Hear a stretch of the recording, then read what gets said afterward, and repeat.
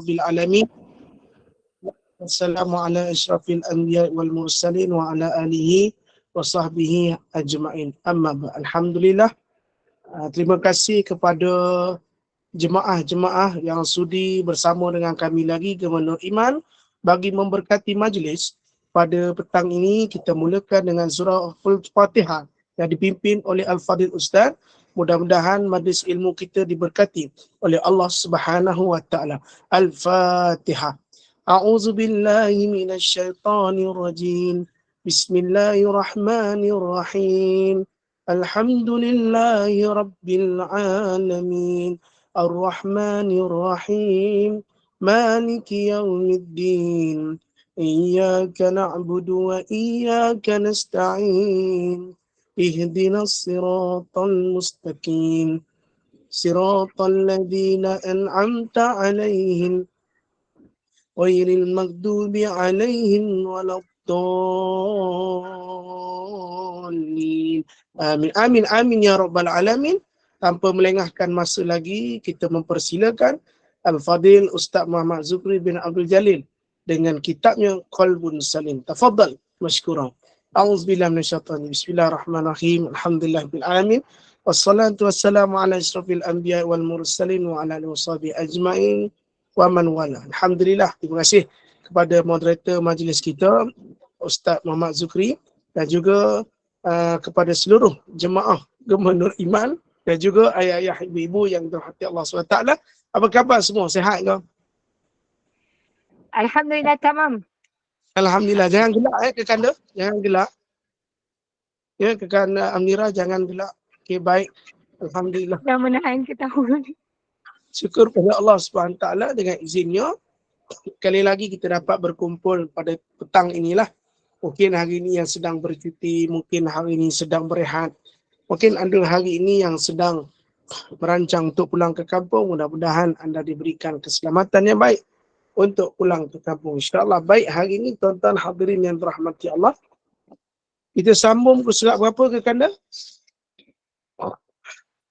Apa Kak Intan?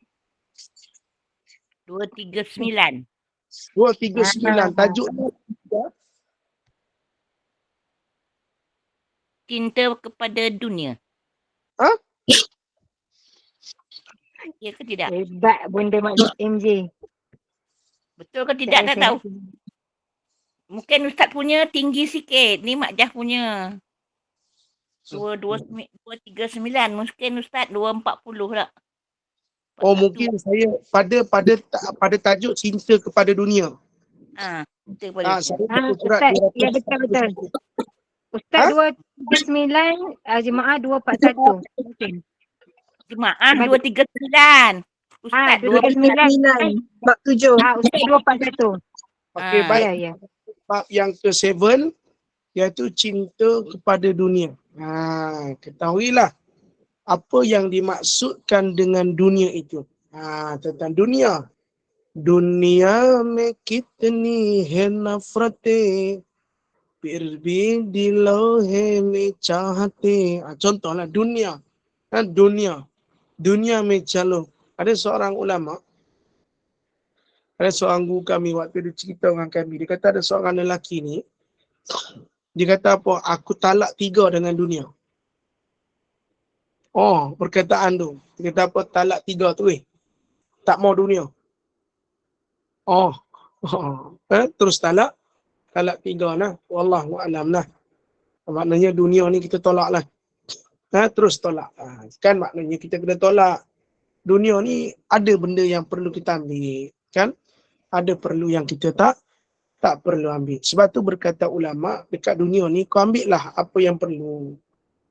Yang membahagiakan kau di akhirat. Dan jangan kau ambil sesuatu yang menjadikan kau mudarat di akhirat kelak. Itu je lah.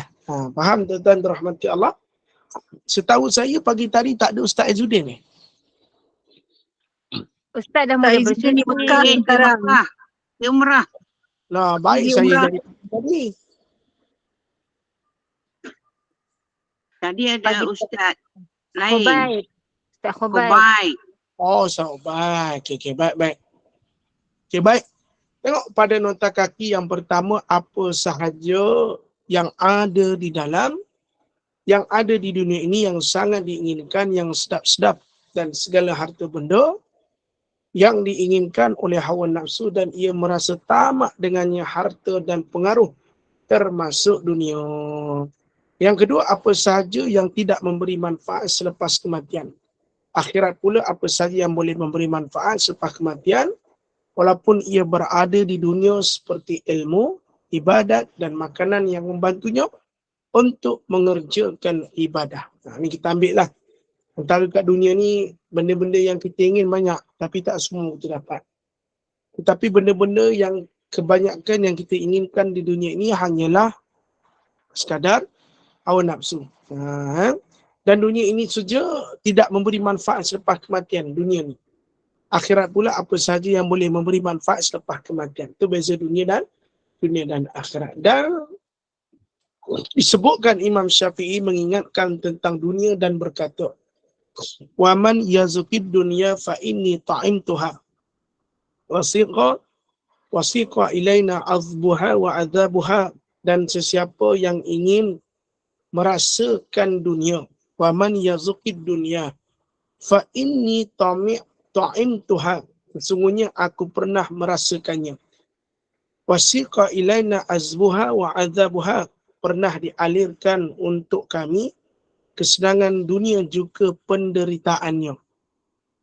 Falam arha illa ghurura wa batila kama laha fi zahril falati sarabuha.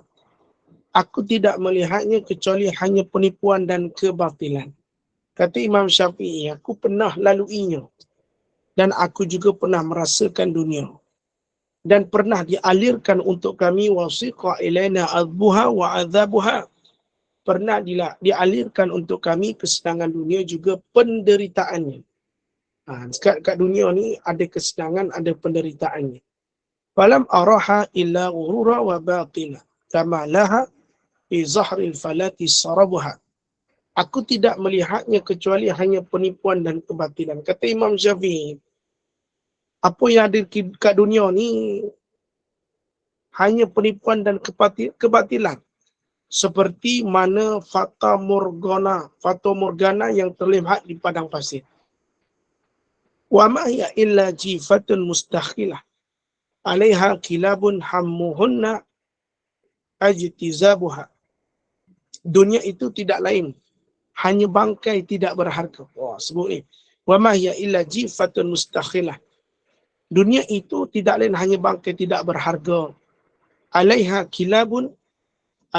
kilabun hammuhunna ajtizabuha. Di atasnya hanyalah anjing-anjing yang bernafsu untuk menguasainya. Masya-Allah. Dunia ni tiada nilai. Sebenarnya ini bagi pandangan-pandangan hati mereka yang terikat dengan tasawuf. Sebab tu dia kata wa ma hiya illa jifatun mustakhilah. Dunia ni tidak lain hanya bangkai tidak berharga. Sebab dunia ni tak memberi manfaat apa-apa. Setelah mati bahkan dunia juga akan dibinasakan Allah. Cuma kata Imam Syafi'i, alaihi kilabun hammuhunna ijtizabuha. Di atasnya hanyalah anjing-anjing yang bernafsu untuk kuasainya. Maksudnya anjing-anjing itu menunjuk pada siapa? Mereka-mereka yang bersifat demikian. Mencari. Dan tak pernah merasa puas. Tuan-tuan tengok tak anjing-anjing yang bernafsu itu macam mana? Selagi tak dapat, selagi itu dia mencari. Selagi tak dapat, selagi itu mencari. Kadang-kadang dia menyerang orang bila tak dapat apa yang dia nak. Jelas faham. Sebab tu dunia ni bukan kita kata teruk sangat kau ustaz dunia ni. Dunia ni yang disebutkan teruk tu bukanlah sampai tak boleh. Cuma nak mendidik. Ini kalamun tasawuf wa ma hiya illa jifatun mustakhilah. Maknanya tak ada benda macam bangkai. Sebab apa? Bila dunia ni kita mati besok, kita tak bawa apa-apa. Dunia ni apa yang kita bawa? Apa yang kita bawa? Isteri kita kahwin dengan orang lain. Anak-anak kita, apa yang kita bawa? Kereta tak ada, rumah tak ada. Stokin yang koyak pun tak bawa. Apa yang kita bawa? Amal. Amal tu untuk apa? Untuk akhirat, bukan untuk dunia. Apa lagi kita buat? Tak ada yang kosong. Bukan bermaksud tak boleh ada dunia ialah. Jadi ustaz tak boleh lah kita bergambar ke, kita buat family day ke, buat reunion ke. Tak boleh ke ustaz? Tak ada. Boleh, tak masalah. Cuma jangan berlebih-lebih lah dengan dunia. Sebab dunia ni bukan satu benda yang perlu kita bersemangat mencari dia. Sebab dia bukan kekal. Akhirat tu kekal. Hubbun dunia. Ya? Kita cari sungguh-sungguh ni. Kali kita mati. Bila kita mati, apa yang kita sungguh-sungguh sangat dengan dunia tak bantu kita apa-apa. Pergi ya. Bersungguh dengan dunia tu tak salah. Tapi jangan sampai tidak bersungguh dengan akhirat. Kena balance lah. Yelah, kita maksamat kita adalah nak cari rezeki, nak kaya, nak hidup. Keadaan sebegitulah. Tapi hakikatnya jangan berlebih-lebihan. Sebab dunia ni tak ada apa keadaan yang besar pun di sisi Allah Ta'ala Subhanahu Wa Ta'ala melainkan amal ibadah kita. Dan disebutkan juga fa'in tajtanibaha kunta silman li ahliha wa in tajtazibaha naza'atka tilabuha. Maka sekiranya kamu menjauhinya dunia, kamu akan selamat daripada mereka. Kamu akan selamat daripada mereka. Kalau kita jauhi daripada dunia, kamu akan selamat daripada mereka. Sebab memang kita kata, ustaz ni apa masalah? Kenapa? Kenapa kalau kita jauh? Kita tak boleh jauh sebab kita duduk kat dunia. Jauh daripada mendekatinya. Bila mendekati, rasa cinta. Bila rasa cinta, susah nak lepaskan. Kan? Dia bila susah nak lepas tu bahaya. Tapi terlalu mendekatnya pun bahaya. Tetapi biarlah bersederhana dalam mencari dunia. Berlebih-lebihan mencari akhirat tak pun. Wa in tajtazibaha naza'atka kilabuha. Tetapi jika kamu ingin menguasainya, anjing-anjing itu akan menggigitmu bersama. Menggigitmu. Jika kamu ingin juga nak dapatkan dunia, hak anjing-anjing tadi, mereka-mereka yang bernafsu akan menggigitmu bersama. Saling jatuh-menjatuh, saling berlumba-lumba, saling bertindak bermusuh-musuhan, banyak benda-benda perkara dunia sebab nak kuasai dunia. Kan? Tengok sekarang ni, Amerika Syarikat kuasai dunia. Tapi hakikatnya begitu. Kan? Maknanya seolah-olah perkara tu wa in tajtazibaha naza'atka kilabuha. Kita akan digigit semula. Sebab orang yang cinta dunia ni bersifat syahwat ni luar biasa. Sebab kalau kita sebagai contoh lain, kalau kita tengok orang-orang yang kejar dunia ni, sifatnya ni tak pernah merasa puas dan sanggup melakukan apa-apa. Maknanya kalau kita dah masuk pada orang yang sedemikian, maka kita akan saling gigit-menggigit, saling jatuh-menjatuh, saling berlumba untuk mendapatkan lebih yang terbaik asbab daripada dunia, asbab syahwat. Semua berkeinginan dengan dunia ni nafsu semata-mata. Nafsu semata-mata. Sebab tu sampai ada satu kalam ulama' dia kata apa? Kalau hari ini kita suka membanding-bandingkan kereta kita dengan kereta orang. Hari ini kita suka membanding-bandingkan rumah kita dengan rumah orang. Bermakna kita sedang membanding-bandingkan dan tidak berasa puas hati dengan apa yang Allah Ta'ala berikan kepada kita. Asbab daripada itulah timbul rasa keinginan mencapai dunia. Asbab daripada itulah timbul keinginan untuk mencari dunia agar mendapat apa yang seperti orang lain dapat. Sedangkan apa yang kita dah dapat tu cukup. Ada orang cuba mencari rumah besar. Bila dia dapat rumah besar, dia nak rumah kecil. Ada orang rumah kecil, dia nak rumah besar. Faham tak? Ada orang kereta kecil, bila dah tua, dia nak kereta kecil, dia tak nak kereta besar. Bila dah muda, waktu muda, dia nak kereta besar. Sebab apa? Bila dah tua, dia nak kereta kecil, senang parking. Dulu muda-muda bolehlah kereta besar. Kan? Maknanya hidup ni tuan-tuan, takkan hidup mencintai dunia ni takkan kekal. Sebab dia berubah sentiasa. Si muda bila dia akan jadi si tua. Si tua akan mati. Dan adanya kelahiran baru. So bersifat tidak kekal. So tak perlu terlalu mencari. Kalau mencari pun Sebab ia bukan membantu sampai kita mati. Melainkan dengan dunia tadi menjadikan baja amal kita itu adalah yang terbaik. Ini nak sebut bantah nanti Allah Subhanahu Wa Taala. Dan disebutkan dalam satu hadis ia adalah mursal yang diriwayatkan oleh Al-Baihaqi, Ibnu Abi Ad-Dunya daripada Hasan Al-Basri, hubbud dunya ra'su kulli khati'ah. Cinta dunia adalah punca utama kepada seluruh kesalahan. Betul? Siapa cinta dunia ni macam-macam boleh jadi. Muncul sifat tamak, muncul sifat-sifat mazmumah. Kalau siapa berlebihan cinta dunia. Sebabnya kalau cinta dunia ni tak senang tengok orang senang. Timbul sifat dengki, timbul tidak puas hati dengan rezeki orang lain. Allah. Bahaya tu cinta dunia ni. Nak nampak hebat sentiasa depan mata orang. Setahu saya tak perlu kagak ni. Kan?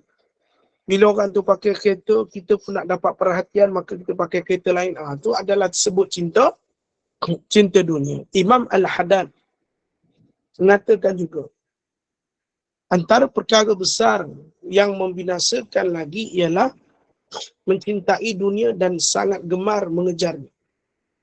Antara perkara besar yang membinasakan lagi ialah mencintai dunia dan sangat gemar mengejarnya, sangat sayang kepadanya, sentiasa mengejar pangkat dan kedudukan, sentiasa mencari harta dan kekayaan, dan sangat menjaga semua itu supaya tidak lari daripadanya, sambil bersifat kedekut dan bakhil. Maka semua sifat yang tersebut termasuk sifat-sifat yang membinasakan dan kelakuan yang tercela.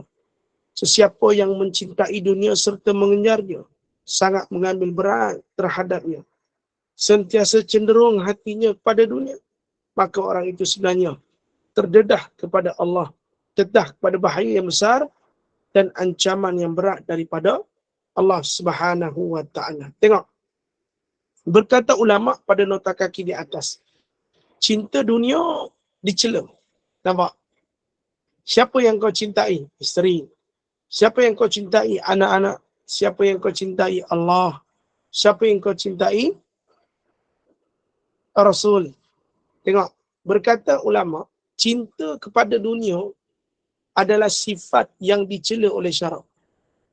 Cinta bukan bermakna tidak mengambil. Ambil. Tapi jangan sampai jatuh cinta. Kan? Faham tak maksud? Sebab tu kalau kita seorang lelaki yang sudah berkahwin, jangan memandang terlalu lama, pandang ala kadar saja kepada wanita yang cantik. Bila terlalu lama memandang, akan jatuh cinta. Itu bahaya. Sebab tu tak boleh pandang lama-lama. Faham? Disebutlah. Kan? Sebab tu semakin hari, bila mana, dan ia kepada kepala punca utama kepada segala kesalahan. Allah Subhanahu Wa Taala berfirman, فَأَمَّا مَنْ طَغَى وَآثَرَ الْحَيَاةَ الدُّنْيَا فَإِنَّ الْجَحِيمَ هِيَ الْمَأْوَى. Maka ada pun orang yang melampaui perbuatan derhakanya serta dia mengutamakan kehidupan dunia semata-mata. Nampak? Kata Allah, wa fa'amma man tagha. Fa'amma man tagha. Maka ada pun yang melampau perbuatan derhakanya serta dia mengutamakan kehidupan dunia semata-mata. Maka ada pun orang yang melampau perbuatan derhakanya serta dia wa'asaral hayatad dunya, serta dia mengutamakan kehidupan dunia semata-mata.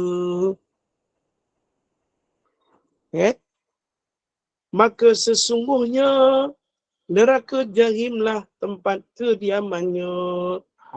Sibuk sangat dengan dunia saja. Maka tempat mereka-mereka yang disebutkan Allah, yang disibukkan dengan dirinya dunia, maka Allah bagi satu neraka, namanya neraka jahim. Fa'innal jahimah yal ma'wa. maka sesungguhnya maka jahimlah tempat kediamannya mereka-mereka yang mengutamakan kehidupan dunia semata-mata. Bangkit pagi fikir nak kaya, bangkit pagi nak fikir duit sahaja. Tapi hakikatnya begitulah kalau boleh saya sebutkan. Sebab hari ni kalau kita perasan ayah-ayah yang dikasihi oleh Allah SWT, yalah mungkin kita kalau cakap begini pun nanti orang marah juga. Dia kata lah ustaz boleh lah. Ustaz lain cerita, kami ni cukup-cukup makan. Terpaksa hari-hari fikir nak buat apa dengan duit. Tak fikir apalah, ya Allah nak dapatkan duit. Kita faham lah. Ada setengah mereka tu memahami. Bantu rahmat ya Allah. Kadang kita cakap dia, kau ni pagi siang malam berniaga. Gila majlis ilmu, gila masjid. Kadang kita tak faham orang. Kadang kita cakap, kau ni tak ingat ke rezeki tu Allah Ta'ala bagi betul. Betul, kita faham benda tu. Tapi kita tak boleh cakap ke orang macam tu. Sebab kondisi kewangan seseorang tu tak sama dengan orang lain. Kan? Kadang ada orang, itulah sedih kan nak cakap pun tak boleh juga. Tapi keadaannya begitu. Tak semua orang senang. Ada je saya jumpa kawan-kawan, kan pakai pagi, makan pagi, pakai petang, makan petang. Ada yang kerja keluar daripada rumah pukul 7 pagi. Sampai 11 malam kerja. Semata-mata nak tampung sebab tak cukup duit. Apa nasihat kita untuk dia? Satu je. Tak apa, nak cari rezeki carilah. Tapi jangan sampai tinggal solat. Itu saja. Kan kita kena faham, kita kena sedar. Tak semua kewangan orang kukuh. Kan? Jangan sampai kita jumpa orang, kita cakap kau ni cari dunia je kerja. Kau tak takut ke kalau kau tak masuk surga? Tak boleh. Kau tak takut ke kalau neraka macam mana? Ni hari-hari cari kerja. Tak. Kerja tu satu tanggungjawab juga. Tapi tak semua orang diberikan kecukupan dan banyak masuk. Ada orang yang kerja daripada pukul 8 pagi sampai 2 petang, dia cukup untuk anak bini. Tapi ada orang yang kerja daripada 8 malam sampai 11 8 pagi sampai 11 malam, tak cukup. So ayat ini, jangan kita menuju pada orang yang terpaksa bertungkul lumus mencari rezeki. Cuma kita pesan pada dia, sesibuk mana pun mencari rezeki, pastikan ada masa untuk solat. Mungkin itulah cara terbaik. Nanti Allah Ta'ala akan bagi jalan. Mungkin saat ini dia diuji dengan kekewangan, kan? Kita tak tahu ujian kita macam mana. Tetapi kadang ujian kita lebih besar. Kita ada masa untuk ibadah, tapi kita tak adakan masa untuk ibadah. Kita ada masa, tapi kita saja-saja buat tak ada masa. Berbanding orang yang tak ada masa, tapi dia cuba cari masa untuk solat. Itu lebih baik. Tapi kita ni ada masa, tapi masih lewat-lewatkan solat. Sebenarnya ujian tu besar kat kita lah. Kenapa kita lewatkan solat? Sebab dunia. Kan? Kadang kita tengok handphone azan ni 4.30. Azan kita 4.20. Allahu Akbar, Allahu Akbar. Kita main handphone lagi, kita update story. Tak solat lagi. Ini kita nak sebut dalam konsep kehidupan kita lah. Ayah-ayah ibu bantu rahmati Allah. Balik semula pada perkara-perkara. Sebab kita tak mudah cakap lah. Kita tak semua senang. Kan? Lepas tu kita tak boleh cakap orang begitulah. Bantu rahmati Allah SWT. Baik. Allah Subhanahu wa taala berfirman, "Man kana yuridul hayatad dunya wa zinataha nuwaffi ilaihim a'malahum fiha wa hum fiha la yubkhasun. Ulaika alladhina laysa lahum fil akhirati illa an-nar wa habita ma sana'u fiha wa batilum ma kanu ya'malun." Sesiapa yang berkehendakkan kehidupan dunia dan perhiasannya. Kata Allah dalam surah Hud, ayat 15 dan ayat 6. Man kana yuridul hayatad dunya. Siapa yang berkehendakkan kehidupan dunia dan perhiasannya. Wa zinataha nuwaffi ilaihim a'malahum. Dan perhiasannya, maka kami penuhi usaha mereka di dunia. Allah boleh bagi. Kalau semata-mata berkehendak sungguh dunia Allah bagi. Disebutkan juga dan mereka tidak dikurangkan daripadanya. Mereka tidak beroleh di akhirat kelak selain daripada neraka. Dan gugurlah apa yang mereka lakukan di dunia dan batallah apa yang mereka telah kerjakan. Sebab terlalu inginkan dunia, Allah bagi. Allah bagi.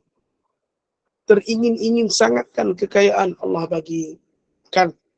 Tapi kata Allah, kami penuh usaha mereka kat dunia. Tak ada yang kurang, kami bagi. Ni dipanggil istidraj. Dan bila dah istidraj, bahaya. Kenapa bahaya? Sebab Allah sengaja beri. Pada masa yang sama, Allah telah adakan tempat untuk mereka yang sengaja Allah beri, dan pada masa yang sama mereka lupa pada Allah Ta'ala. Diberikan nikmat, diberikan berbagai-bagai bentuk kenikmatan. Sebenarnya Allah nak bagi satu, ni bukan apa. Sebab hamba-Ku ni dah lupa, ambil lah semua. Dia tetap akan lupa. Tapi kalau Allah tarik balik, maka Allah sedang sayang kita. Kalau Allah tarik balik tiba-tiba saja, maknanya Allah nak kita balik semula kepada dia. Wah, macam Sebab tu, hak ni yang kita takut ni. Berkehendakkan kehidupan dunia perhiasan. Kita nak sungguh dunia ni, kita nak sungguh apa yang ada kat dunia ni. Apa benda yang nak, kita nak. Kan? Kita bersungguh-sungguh nak dapat dunia. Tapi dekat akhirat, kita tak bersungguh-sungguh.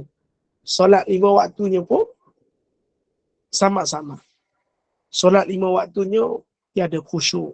Solat 5 waktunya tergesa-gesa. Qurannya tak dibaca. Zikir pun tak dibaca. Tiada langsung keinginan syurga. Tiada langsung keinginan menghindarkan diri daripada neraka Allah. Sebab benda ni kadang menakutkan juga sebenarnya. Kenapa saya kata menakutkan? Sebab pada masa sama kita ni kena beringat lah. Kan kena beringat. Kan kadang, yalah, bukan ibu-ibu lah termasuk saya. Kadang kita ni, kalau kita boleh duduk sekejap, kita renung kejap, kita fikir sejenak, sebenarnya hati kita cenderung ke mana? Sebab hari ni mungkin kita boleh cakap, Ustaz, hati kami cenderung ke akhirat. Mulut cakap, tapi hati kita tu. Ada, kalau kita biasa kan, tanya hati kita, banyak yang mana kita plan dalam hati kita, mana yang terdetik niat kita. Untuk kejar dunia atau kejar akhirat. Kalau kita duduk sekejap, kita menjiwai hati kita selama ungkapan kita, perbuatan kita, sebenarnya kita menjerumus ke dunia atau akhirat. Kadang kalau fikir kan, sampai kita satu saat kita cek duit, kadang kita buka akaun bank kita, berapa duit tinggal, tak cukup lagi. Seolah-olah hati kita ni masih cenderung ingat dunia walaupun bangkit tidur. Kan? Selamat ada solat. Kalau tak ada solat, saya rasa kita ni memang fikir duit saja. Sebab tu bila ada solat, istirahat kita mengingat Allah. Allah ajar pada kita sebelum memulakan kerja, kita ingat bangkit dulu pada Allah dan kita salat subuh. Kemudian dalam kesibukan kerja kita, pada waktu zuhur diberikan masa untuk kita beristighfar. Maknanya 5 waktu salat yang Allah berikan pada kita ni sebenarnya nilainya besar bagi mereka yang menjaganya. Sebab dalam kesibukan, kalau dijaga yang 5 ni, insyaAllah dia satu benda yang baik. Dia satu benda yang baik. Sebab 5 ni mungkin adalah satu cara untuk Allah bagi kita ingat kat ni. Kan? Sebab kalau tak ada 5 ni, saya rasa kadang-kadang ada 5 ni pun masih orang lupa dengan kesibukan dunia. Kan? Sebab tu kita kena duduk saat, kita kena duduk sorang-sorang, kita kena muhasabah diri kita. Kita kena tengok balik diri kita, kita kena tengok balik niat kita, kita kena tengok balik sebenarnya aku ni nak dunia ke nak akhirat. Kadang kita suka tipu diri sendiri. Kita kata memang aku nak akhirat, tapi hati kita masih terpahat dengan dunia. Kan? Kadang kita sebut cinta akhirat, dapatkan akhirat insya-Allah dunia ikut. Tapi mulut cakap, tapi hati kita Allah tahu sama ada akhirat ataupun dunia. Na'udzubillah lah. Zalik tuan rahmati Allah. Dan Allah Ta'ala berfirman, yang di bawah itu nota kaki yang kedua, man kana yuridul ajilata ajjalna lahu fiha ma nasha'u liman nuridu summa ja'alna lahu jahannama yaslaha mazmuman mahdhura. Sesiapa yang menghendaki kesenangan di dunia, kami akan segerakan kepadanya dalam dunia apa yang dia kehendaki. Bagi sesiapa yang kami kehendaki. Kemudian kami sediakan neraka jahanam untuk membakarnya dalam keadaan yang hina, lagi tersingkir dari pada rahmat Allah. Siapa nak ingin dunia ni, dia nak kaya. Kaya ni cenderung berpotensi untuk lebih banyak melakukan maksiat. Sebab dia kaya. Sebab nak senang dunia. Senang dunia ni tuan-tuan, bukan mudah. Bila kita dah senang, macam-macam kita nak buat. Bila kita dah berharta, lagi mudah untuk kita buat apa-apa. Sebab tu kata ulama yang sebelum ni kita mengaji, mereka yang kita sebut sebagai yang mempunyai kekayaan. Sebab mengejar dunia, Allah bagi dia dunia. Kadang-kadang dunia itulah yang menjadi asbab dia ke neraka Allah. Sebab apa dunia? Dunia ni, dia impact dia besar. Kalau kamu kaya, mungkin berpotensi untuk banyak kamu buat maksiat. Tapi kalau kamu miskin, kamu boleh berpotensi juga melakukan sesuatu yang mendatangkan ketidakpuasan hati kamu pada Allah Ta'ala. Dan sebab tu, perkara-perkara sedemikian ini, kena jaga. Kadang kita perhati balik. Allah bagi aku macam-macam lah. Ada kereta, ada motor. Ada kereta, ada motor, ada rumah baru. Tapi kan dulu waktu Allah tak bagi, senang bangun solat subuh. Senang tahajud. Senang baca Quran, senang zikir. Tapi bila Allah Ta'ala bagi kita, Allah Ta'ala bagi rumah, Allah Ta'ala bagi kereta, bagi motor, lepas tu Allah Ta'ala bagi kenikmatan, tiba-tiba tu tak ada perasan tak? Seolah-olah dia semakin hilang kenikmatan daripada mendekatkan diri kepada Allah. Allah bagi pada masa zaman, dengan cara Allah bagi tu, Allah menjauhkan dirinya daripada hamba tersebut. Tetapi bagi orang-orang yang berfikir, dia fikir Allah sayang dia. Sedangkan dia tak sedar bahawasanya rezeki yang didatang tu sebenarnya untuk semakin menjatuhkan dia ke dalam satu lembah yang Allah Ta'ala sebut dalam Quran, neraka Jahannam. Sebab tu kena berjaga-jaga setelah datangnya nikmat. Kalau setelah datangnya nikmat, tiba kamu semakin malah solat, semakin kamu malah ibadah, semakin kamu melanggar perintah, maka sebenarnya itu nikmat yang kufur, bukan nikmat yang baik. Tetapi kalau nikmat tu datang pada kamu, semakin dekat kamu dengan Allah, semakin senang kamu ibadah, semakin seronok ibadah, semakin seronok memberi. Dulu kamu miskin, kamu beri. Bila kamu kaya, kamu memberi. Semakin hari semakin seronok lakukan ibadah. Itulah nikmat-nikmat yang sebenarnya daripada Allah. Dia tahu kita dapat nikmat tu, kita tak akan lupa pada dia. Sebab tu takut bila ada nikmat tu, semakin jauh daripada Allah Subhanahu Wa Ta'ala. Allah Subhanahu Wa Ta'ala berfirman, menganjurkan hamba-hambanya supaya berzuhud di dunia, serta mengingatkan mereka tentang pemergian dan kebinasaan yang segera. Sebutkan Quran dalam surah Al-Kahfi. Ni kan, surah Kahfi ni hari ni heboh dekat dalam Facebook. Ya, terkenal ni lah tuan. Dekat dalam Instagram, dekat dalam WhatsApp, kan. Betul Ustaz. Betul kan? Ada Intan mungkin buka kot. Ada Betul. Tengok juga betul. Kan? Sebab ada pemimpin yang berkata sebegitu. Wallahu a'lam. Saya pun malah nak mengulas. Tapi sebagai orang Islam ni, kita mudahlah. Walaupun kita berpengaruh, tak sewenang-wenangnya kita boleh bercakap dengan sesuka hati kita. Kan? Dia walaupun tidaklah kita kata khilaf, contoh khilaf. Tetapi dia membuka ruang untuk orang berbalah. Membuka ruang untuk datang fitnah. Membuka ruang pada orang awam semakin keliru dengan agama Muslim. Faham? Sebelum ni kita cerita surah Kahfi, kita tahu pemuda Kahfi. Dan kita tak pernah terlintas langsung pemuda Kahfi ni Kristian ke, Nasrani ke, Yahudi ke, kitab ke, tak. Itu mungkin ahlinya yang biasa menterjemah lah, memahami ayat tu. Tapi bila dikeluarkan satu orang yang kita sebut sebagai apa kata? Macam mana sebut? Kata menjadi satu tumpuan. Berpengaruh. Berpengaruh dan menjadi satu tumpuan. So, yalah, benda sebegini kena lebih berhati-hatilah. Kan? Bukan kita menyalahkan. Bukan nak kata dia tak pandai ke apa. Dalam bab-bab sebegini kena berhati-hati. Ya? Kadang baiknya tu kurang daripada tak baik. Sebab tu bila kita kata walaupun benda tu nampak okey kita buat, tapi kalau mendatangkan banyak tak baik, janganlah buat. Sebutlah benda-benda yang semua orang dapat menerima. Itu lebih baik. Sebab tu hari ni sembang, dalam grup pun ada sembang. Kan?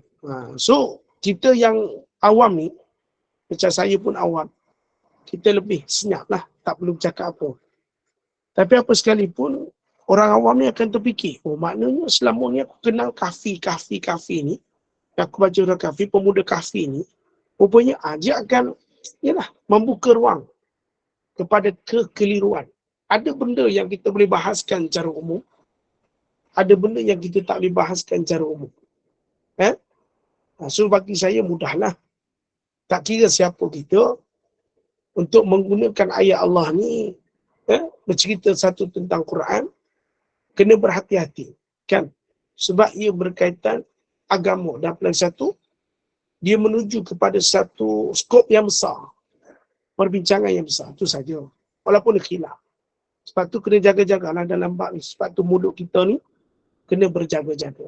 Tuan-tuan hadirin yang dikasihi oleh Allah SWT. Tengok apa kata Allah dalam ayat surah Al-Kahfi ayat 45. Kata apa ni? وَاضْرِبْ لَهُمْ مَثَلَ الْحَيَاةِ الدُّنْيَا كَمَاءٍ أَنْزَلْنَاهُ مِنَ السَّمَاءِ فاختلط به نبات الأرض فأصبح هشيما تذروه الرياح وكان الله على كل شيء مقتدرا.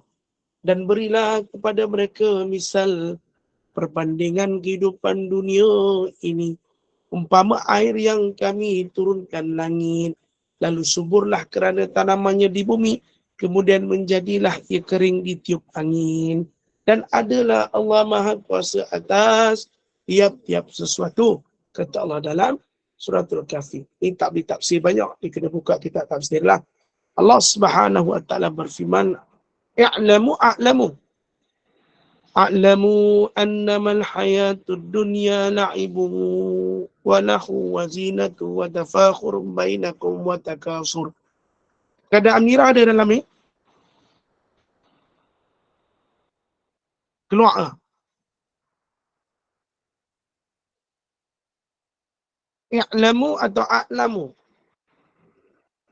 Pada surah I'lamu. Hadis ayat 20. I'lamu pasal. I'lamu. A'lamu. Bagus. I'lamu ayat ketiga, huruf ketiga ada kena jadi i'. Oh, kenapa huruf 3 pula? Azal masa. اعلموا أنما الحياة الدنيا لعب ولهو وزينة وتفاخر بينكم وتكاثر في الأموال والأولاد كمثل غيث أعجب الكفار نباته ثم يهيج فتراه مصفرا ثم يكون حطاما وفي الآخرة عذاب شديد ومغفرة من الله ورضوان وما الحياة الدنيا إلا متاع الغرور. Ketahuilah bahawa kehidupan dunia ni itu hanyalah permainan, kata Allah. I'lamu annamal hayatud dunya la'ibu wa lahu. Ketahuilah bahawa kehidupan dunia itu hanyalah permainan, hiburan, perhiasan dan bermegah-megah antara kamu serta berbangga-bangga dengan harta benda dan anak pinak. Nampak? Samalah seperti hujan yang mengagumkan penanamnya akan tanamannya. Kemudian tanaman itu menjadi kering, maka engkau melihatnya berupa kuning. Akhirnya ia menjadi hancur bersepai. Dan di akhirat kelak ada azab yang berat. Keampunan dan keredaan Allah dan kehidupan dunia hanyalah kesenangan bagi orang yang terpedaya. Kata Allah dalam Quran. Wa mal hayatud dunya illa mata'ul ghurur. Ya? Kehidupan dunia ni hanyalah kesenangan bagi orang yang terpedaya. Lama kelamaan kita tinggalkan. Dia akan lebur. Dia akan jadi tak jadi. Allahu a'lam. Rahmati Allah. Dan daripada Sayyidina Sahli bin Sa'ad, Rasulullah SAW bersabda, "Lau kanat ad-dunya ta'dilu indallahi janaha ba'udatin ma saqal kafiru minha syurbata ma'in." Sekiranya, nampak tentang kata Rasulullah SAW, sekiranya nilai dunia menyamai sebelah sayap nyamuk, nescaya Allah tidak akan memberikan minum kepada orang kafir walaupun hanya seteguk air. Nampak? Sekiranya nilai dunia menyamai sebelah sayap nyamuk, maknanya tak ada nilai lah. Nescaya Allah tidak akan memberikan minum pada orang kafir walaupun hanya seteguk air. Tak ada nilai. Sekiranya lah sama dengan sayap nyamuk. Tak ada. Dan juga daripada Sayyidina Abu Hurairah radhiyallahu anhu, kata Nabi SAW, "Ad-dunya sijnul mu'mini wa jannatul kafir." Dunia adalah penjara bagi orang beriman dan syurga bagi orang kafir. Syurga bagi orang kafir. Penjaga bagi orang beriman, syurga bagi orang kafir. Sebab tu orang kafir ni, tuan-tuan, begitulah keadaan dia. Begitu keadaan dia. Suka dengan dunia. Sebab tu dunia ni Allah bagi pada orang kafir. Tengok pemain bola. Pemain bola terbaik dunia, kafir, Lionel Messi. Pemain terhebat dunia yang paling ramai followers dalam Instagram ataupun media sosial disebut sebagai Cristiano Ronaldo. Kan, pemain Portugal, kelab An-Nasr. Semua orang kafir. Tentang rahmati Allah Subhanahu Taala. Okay, tengok kisah Ibnu Hajar Al-Haytami dan seorang Yahudi. Tengok pada nota kaki, sepatu kita akan tutup. InsyaAllah. Dalam masa yang ada dalam 10 minit lagi, insyaAllah. Imam Ibnu Hajar Al-Haytami 974 Hijri adalah murid pada Syekh Al-Islam Zakaria Al-Ansari dan Syihab Ad-Din Ar-Ramli Al-Syafi'i yang terkemuka sehingga diberi kepercayaan mengajar berfatwa oleh gurunya berumur belum sampai 20-an. Dia mendapat gelaran laqab Umdah Al-Mutakhirin. Dia menjadi hakim agung di Mesir pada masa ini. Sangat dimuliakan sehingga jika ingin ke tempat kerjanya, dia akan menaiki kenderaan yang ditarik oleh kuda-kuda atau kedai-kedai serta siap dengan kawalan. Suatu hari, seorang penjual minyak beragama Yahudi yang berpakaian agak kotor memberhentikan kenderaannya dan bertanya, sesungguhnya Nabi SAW bersabda, dunia adalah penjara bagi orang mukmin dan syurga bagi orang kafir. Tuhan adalah hakim agung, ada pengawal dan penuh kenikmatan. Dia nafikanlah kepada Ibnu Hajar Al-Haytami. Sebab katanya Nabi kamu bersabda dunia penjara bagi orang mukmin tapi syurga bagi orang kafir. Tetapi Ibnu Hajar Al-Haytami ini ada kelebihan. Hakim agung, ada pengawal, penuh kenikmatan, sedangkan aku dalam azab dan penuh kesengsaraan. Imam Ibnu Hajar menjawab, aku dengan nikmat dan kemewahan yang aku rasakan ini jika dibandingkan dengan nikmat syurga adalah penjara. Aku dengan nikmat, kata Imam Hajar Al-Haytami kata apa? Aku dengan nikmat dan kemewahan yang aku rasakan ini jika dibandingkan dengan nikmat syurga adalah penjara. Kamu pula dengan kesengsaraan yang kamu rasakan jika dibandingkan dengan azab neraka adalah syurga. Seketika itu juga Yahudi itu berkata, aku bersaksi bahawa tiada Tuhan yang sebenarnya melainkan Allah, dan aku bersaksi bahawa Nabi Muhammad pesuruh Allah. Dia terus masuk Islam. Kenapa? Aku dengan nikmat dan kemewahan yang aku rasakan ini jika dibandingkan dengan nikmat syurga adalah penjara. Kenapa dia kata begitu? Rasa macam penjara keadaannya dengan nikmat aku. Sebab bila kita ada nikmat, kita terikat dan kita akan dipersoal dengan apa yang kita ada. Apa yang ada pada kita akan ditanya Allah. Dan kamu pula dengan kesengsaraan yang kamu rasakan jika dibandingkan dengan azab neraka adalah syurga. Keadaan kamu tu sebenarnya syurga. Walaupun kamu melihat dalam keadaan apa yang berlaku kepada kamu. Contoh. Sedangkan apa yang dia rasa tu, orang kafir tu rasa kat dunia tu, itu lebih teruk daripada azab neraka. Inilah syurga kamu kat dunia. Kamu tak teruk seteruk-teruk neraka. Kalau duduk neraka lagi teruk daripada apa yang kamu alami dekat dunia ni. Allahu Akbar. Tengok Ibnu Hajar Al-Haytami sebut. Dan dia terus masuk ke dalam syurga.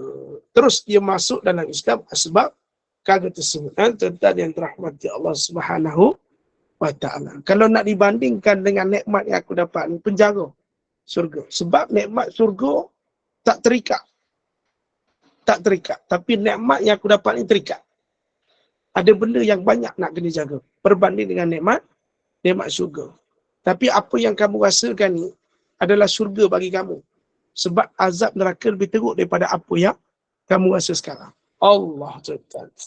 Wallahu a'lam. Nah, itu yang apa kata Ibnu Hajar Al-Haytami. Antara hadis lain yang mencela mencintai dunia, yang pertama disebutkan Sayyidina Ka'ab Ibnu Malik sallallahu alaihi wasallam, zi'bani ja'i'ani ursila fi ghanami bi'afsada laha min khirsil mar'i 'alal mali wasyarafi lidini. Tidaklah dua ekor serigala yang lapar dan dilepaskan di tengah sekumpulan kambing lebih rosak daripada tamaknya seseorang kepada harta dan kedudukan agamanya. Riwayat Tirmizi dan Ad-Darimi dan lain-lain. Hadis ini mengandungi contoh perbandingan yang sangat penting dan besar sekali. Ia menunjukkan bahawa pegangan agama seorang boleh terhakis dan rosak disebabkan dua perkara, iaitu tamak pada harta dan kehormatan di dunia. Wallahu a'lam. Okey, kita berhenti takat dulu tuan-tuan. Pada muka surat 247 kita sambung pada nota kaki yang kedua. InsyaAllah ada persoalan daripada yang nak bertanya, berbaki 5 minit lagi insyaAllah. Suara saya pun dah keluar serak.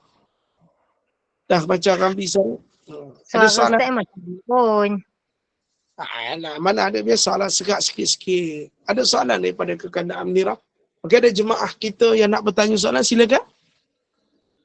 Kepada jemaah yang nak buka ni, sila. Okey, silakan. Ya, kekandaan Nira? Dah hilang pula. Suara saya hilang. Okey, sila. Itulah makan. Ustaz, yang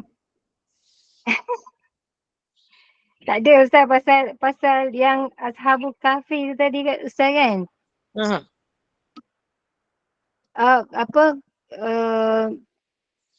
Macam ni saya baca tu yang Ustaz Azhar Idrus kata tu, Nabi kata jaga Allah ambil ilmu kamu dengan mematikan orang alim ulama. Bila tiada alim ulama, maka tinggal orang jahil. Lalu dia bercakap tanpa ilmu.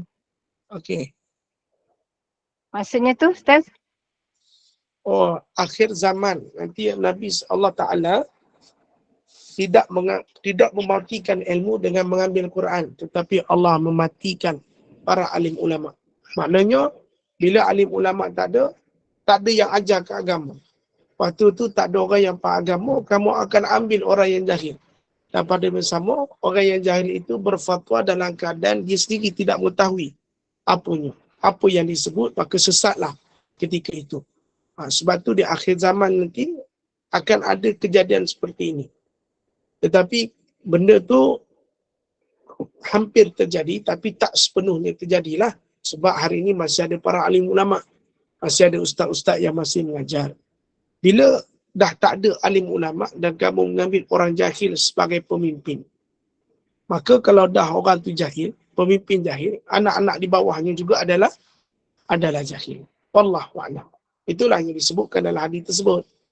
Maknanya Allah ambil ilmu, cabut ilmu tu bukan daripada Quran, menghapuskan Quran, tak, mematikan dengan para ulama. Contoh buku ni, kalau tak ada orang mengajar, orang takkan faham. Faham? Sebab tu ilmu ni kena berguru. Dia boleh baca, tapi dia faham cara dia. Lepas tu Quran, dia tak boleh faham cara dia. Mesti dia ikut tafsir. Betul. Sebab tu kita tengok sikit-sikit ulama Allah Ta'ala ambil. Sikit-sikit orang berilmu, ustaz-ustazah yang mengajar diambil. Supaya tak ada orang haji yang ajar ilmu agama, maka semua jahil. Bila jahil, dah semua jahil, pemimpin ketika itu juga adalah jahil. Tapi na'udzubillah, mudah-mudahan kita tak berada pada tempat tersebut. InsyaAllah. Assalamualaikum. Ustaz. Assalamualaikum Ustaz. Silakan. Gini, masa Ustaz kata saat ni dah Al-Quran kita baca. Lepas tu dah baca Al-Quran ni ada terjemahan. Lepas tu dah kita tengok ayat-ayat tu, kita baca lah terjemahan sebelah tu. Jadi macam mana lagu tu? Kita faham dengan ayat dia baca. Kita Kita baca. baca terjemahan. Tak salah ke? Bukan tak salah. Boleh baca terjemahan. Tapi untuk memahaminya, hendaklah berguru. Kan kita ada kelas Ustaz Nazri. Betul lah, cuma dah kita duk baca-baca bahasa ayat ni molek kali masuk, kita baca lah masuk sebelah, cuma faham gitu je lah, mana nak tahu masuk dalam pada ayat tu. Faham pada Gitu. Kalau kita faham dengan membaca boleh. Tetapi tak kena dengan maksudnya. Sebab tu kita buka kitab tadabbur ataupun kita buka tafsir untuk kita faham sebenarnya apa yang Allah Ta'ala nak bagi tahu pada kita. Itu lebih baik. Oh, maksudnya kita baca sajalah ngaji ni, tak salah nak baca lah maksud dia kan. Kita faham lagi. Faham tu kena buka tafsir Ibnu Katsir, tafsir Jalalain, Zahar. Itu baru kita. Kalau tak begitu saja, boleh lah. Wallahu a'lam. Baik, Mak Wan.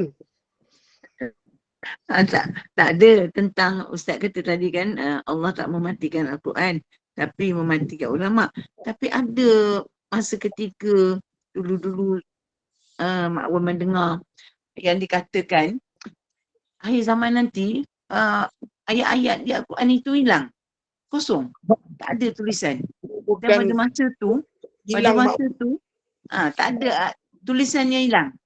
Bukan tulisan hilang. Dia Mak Wan, bila akhir zaman dia kiamat, Quran tu hanya sebuah buku. Dia bukan satu mukjizat.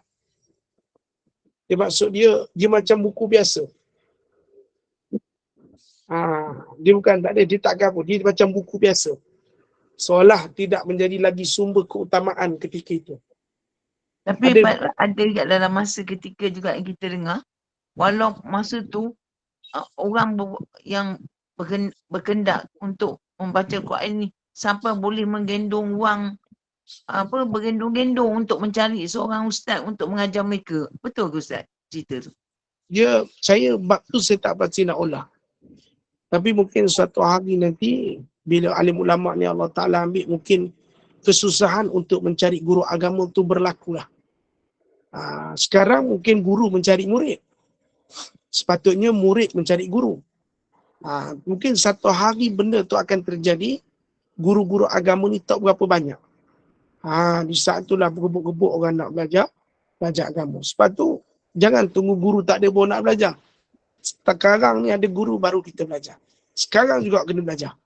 Sebelum saat nanti turunnya Dajjal, bagilah perlukan ilmu. Jangan tunggu, tak apalah ustaz, nantilah. Bila ustaz tu dah mati pun nanti lagi. Anak dia ganti, anak dia mati pun nanti lagi. Sampai dia mati tak belajar-belajar.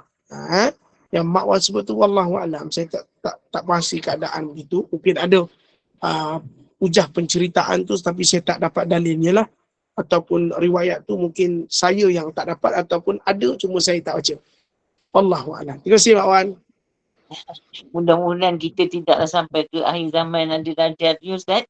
Ya, insya-Allah. Terima kasih Mak Wan. Mak Wan besok pergi Kenduri ke? InsyaAllah. Saya pun tak pastilah Mak Wan.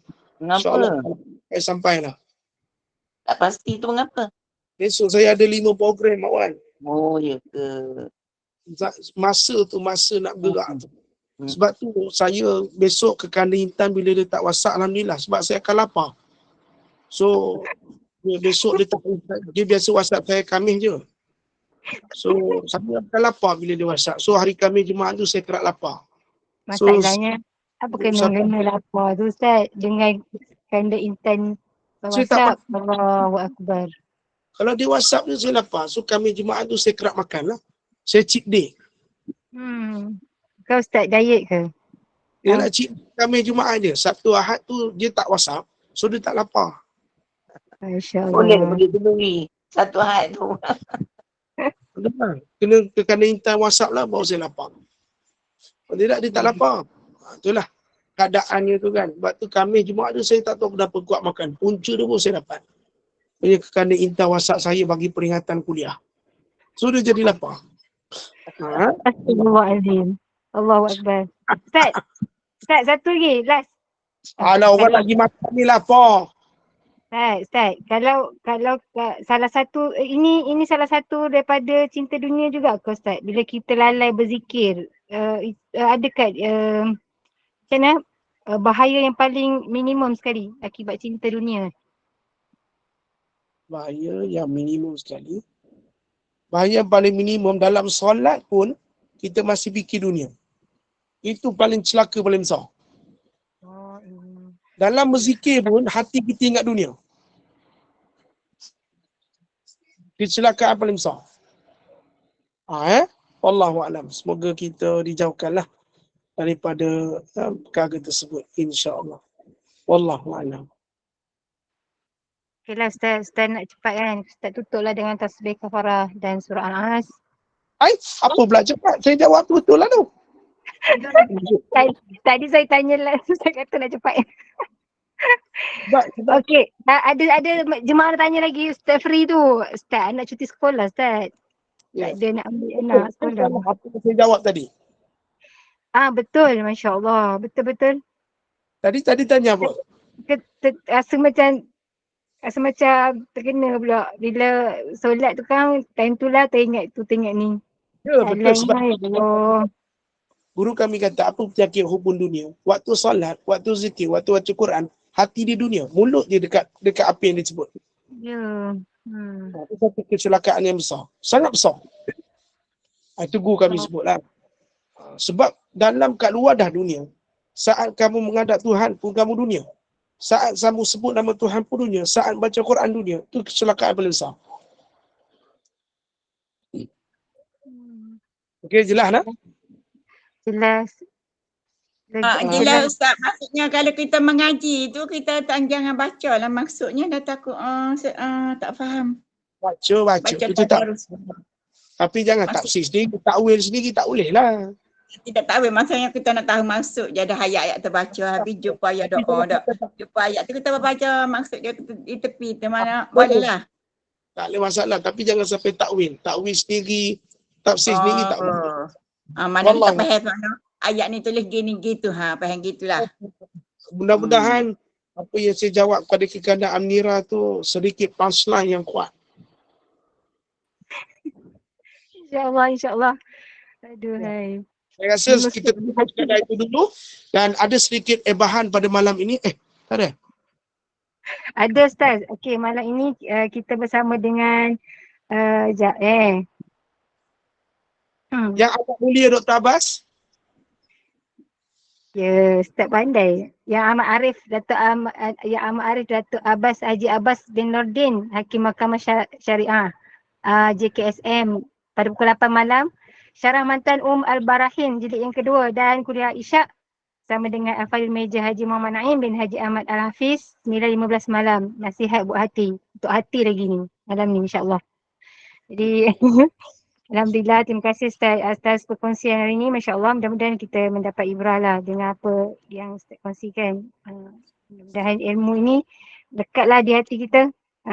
Ustaz, tutup dengan tasbih kafarah. Sebelum tu, terima kasih kepada semua jemaah. Terima kasih kepada tim Gemenur Iman, sahabat-sahabat pecinta ilmu yang istiqomah dengan majlis ilmu. InsyaAllah. Ustaz tutup dengan tasbih kafarah dan surah Al-An. Saya sudahi dengan wabillahi taufiq wa hidayah. Assalamualaikum warahmatullahi wabarakatuh.